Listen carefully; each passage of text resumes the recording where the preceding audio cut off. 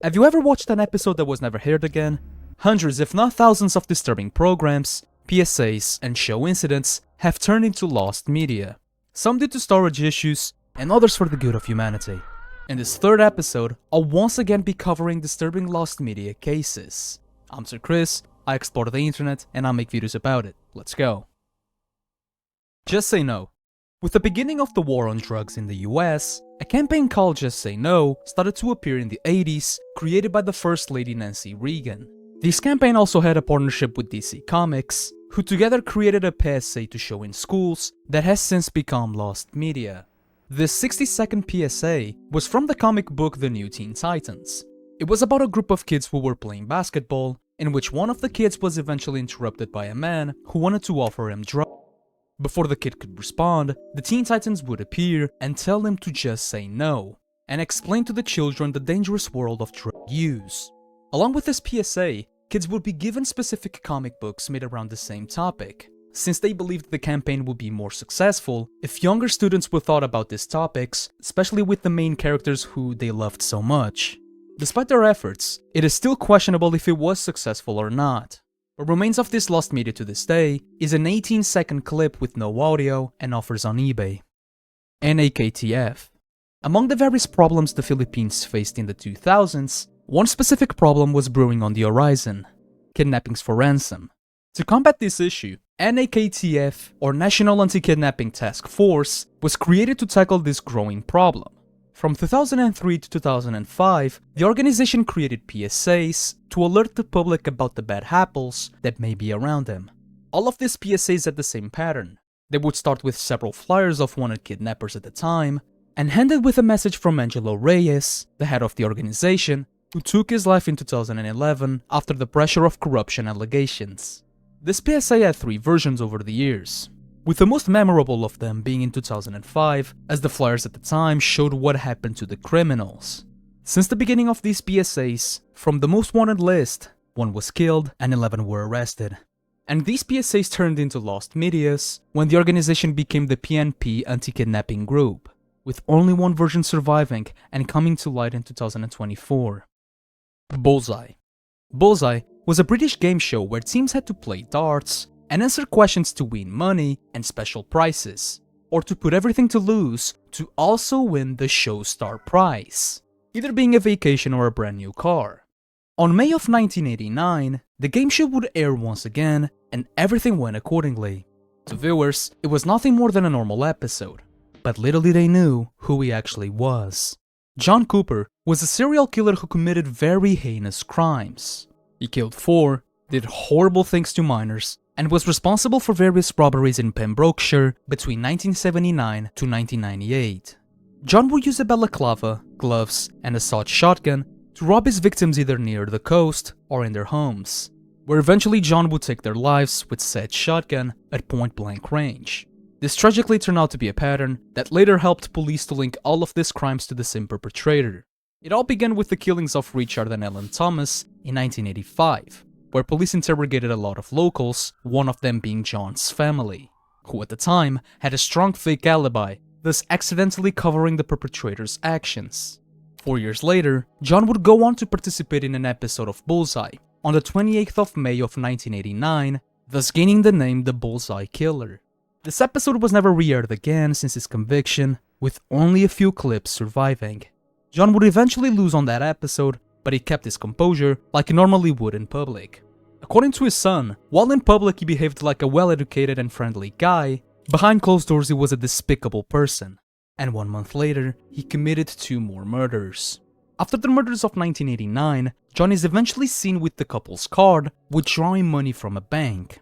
When this was reported to police, a sketch of the perpetrator was made, and it looked identical to a previous man that police had already questioned, John, with his appearance on the show later incriminating him even more. John was arrested in 1998 for the robberies, and after a reopening of the cold cases, difficult investigations and difficult trials, he was found guilty, charged with multiple convictions, and sentenced to 4 life sentences where he remains to this day. Wipeout. Wipeout, Wipeout. How I loved this show when I was younger. Wipeout is a television show in which contestants have to overcome obstacles in order to reach the end as quickly as possible. The show consists of 3 rounds, where at the end, the fastest contestant would win $50,000. As fun as it may sound, the program also had its dark side, with participants getting hurt or even dying. Although various methods were used for their safety, there's always a chance for things to go wrong. According to Andrew Signor, a participant who appeared in one of these lost medias, he said that the crew were malicious, always screaming at the participants with megaphones. It was rigged and unfair, and they did not care if the contestants were physically having trouble during the course. So much so that Andrew injured his leg to the point of needing crutches. Andrew also said that the show's doctor let him participate even though he didn't meet the physical requirements needed. Tom Sparks, one of the participants who had APS, a condition that increases the risk of developing blood clots, was taken to the hospital after injuring his knee during his run. Tom eventually suffered from a massive stroke there, thus leaving him with unsurvivable brain damage, and he passed away on the 5th of November of 2009, being the show's most recent death, one that happened in 2020, of a participant called Michael Paredes who died of a heart attack. Both episodes were never aired for obvious reasons, further begging the question who was to blame. Pedro. You know, I just love the adrenaline, the pumping, the near-death experiences every time I do something. This was the last recording of a father and a YouTuber. La Mona Lisa was a family YouTube channel created in 2017. The channel belonged to Mona Lisa Paris and was like any other family channel on YouTube, with vlogs showing their daily lives and even pranks. Pedro, her boyfriend and also a father at the same time, loved doing crazy challenges, later creating his own channel by the name Damn It Boy. In search of fame, Pedro sought to do crazy and even close to death stunts. For his first video, Pedro tried to convince his girlfriend to participate in his video, which she refused for several months, until eventually giving in after Pedro supposedly showing her a previous attempt that was successful. Hours before recording this tragic incident, on the 26th of June of 2017, Mona Lisa would post the following tweet. "Me and Pedro are probably going to shoot one of the most dangerous videos ever. His idea, not mine." Pedro's first video consisted of seeing if a hardcover book could protect him from a 50 cal Desert Eagle round. Although an obvious answer, he was dedicated to try. The most trustworthy person that I trust in this world is my girlfriend. So if I'm gonna die, I'm pretty much ready to go to heaven right now. I'll be ready for Jesus. He probably won't accept me into the pearly gates because how stupid this is, but I have confidence that my girlfriend will hit the book and not me. The following section of this tragedy is a lost media, but according to court transcripts, Mona Lisa was 30 centimeters away from Pedro.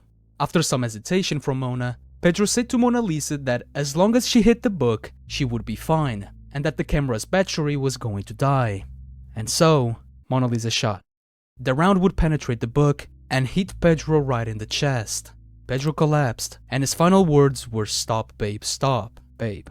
Despite 911 being called right after the incident and the efforts coming from the medical team, Pedro was pronounced dead right on the scene, leaving behind a pregnant girlfriend and a child. Mona Lisa would eventually be sentenced to 19 days in prison and pled guilty to second-degree manslaughter. Antoine Hubert and Juan Correa.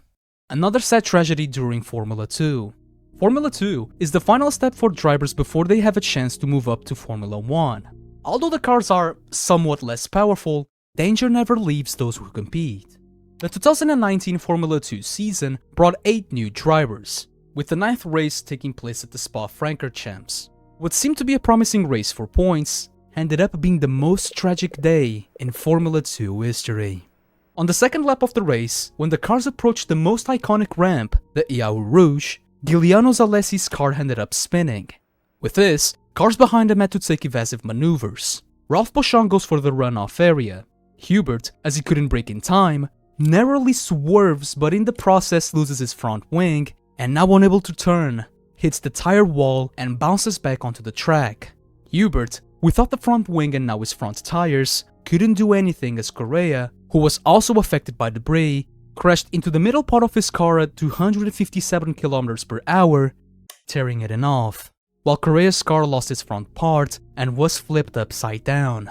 The race would be immediately stopped and cancelled. Car has lost it on the way in! Oh no! Oh, that's a horrible accident. Doctors and marshals rushed to take both drivers to the circuit medical center.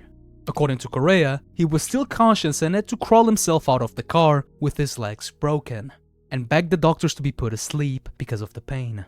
Tragically, the damages were too severe for Hubert, and he died 83 minutes later. Correa would thankfully recover 13 days later after being put in a coma. Because of the accident, the recordings of the cars were retained, and only a section of the crash was shown on television. A tribute in memory of Hubert was made, with the most affected drivers being Leclerc and Gasly, his two closest friends, and the man who collided with them. This tragedy would not be in vain.